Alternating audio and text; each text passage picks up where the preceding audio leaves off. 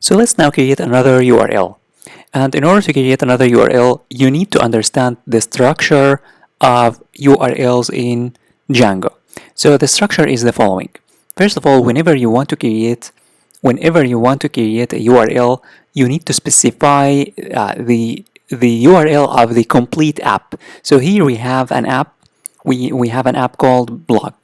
Therefore, the URL is going to be for a blog / and then whenever you want to create another URL inside that app, inside that blog app, you need to specify that in the urls.py.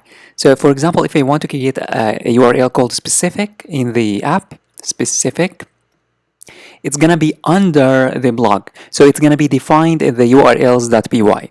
So we have two URLs files.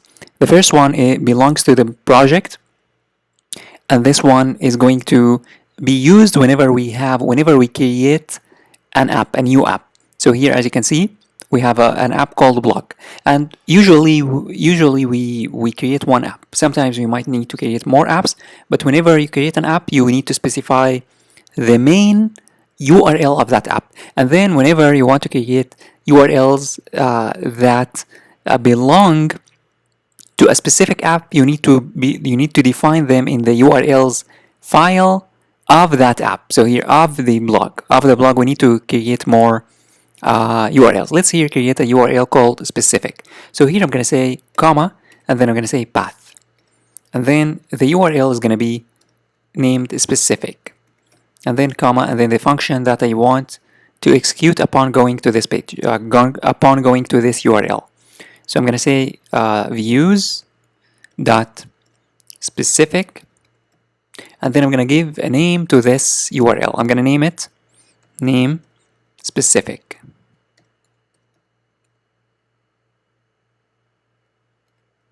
So now we need to create the function. We need to create the specific function. So in the views now, I'm going to here say def specific, and then I'm going to pass the request, and then I'm just going to say return, and then I'm going to return the HTTP response, and then I'm going to say this is the specific URL. Let me now save everything. I'm going to click on file and then save all, and then I'm going to run my server. I'm going to here click on view and then terminal. I'm going to run my server.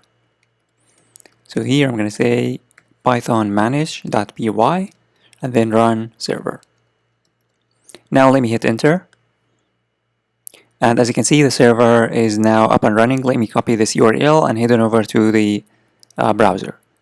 Now in the browser, as you can see here, let me go to the blog. I'm going to say blog.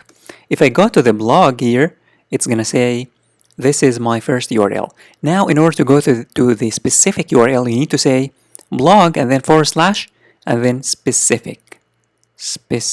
Now if I hit enter, as you can see, it's going to say this is the specific URL. So this is the structure of URLs in Django. We have two places to define our URLs. The first one is in the my project, which is used to define the main URL of the app that you have, or the apps that you have, and the URLs that a separate URLs file that belongs to each specific app.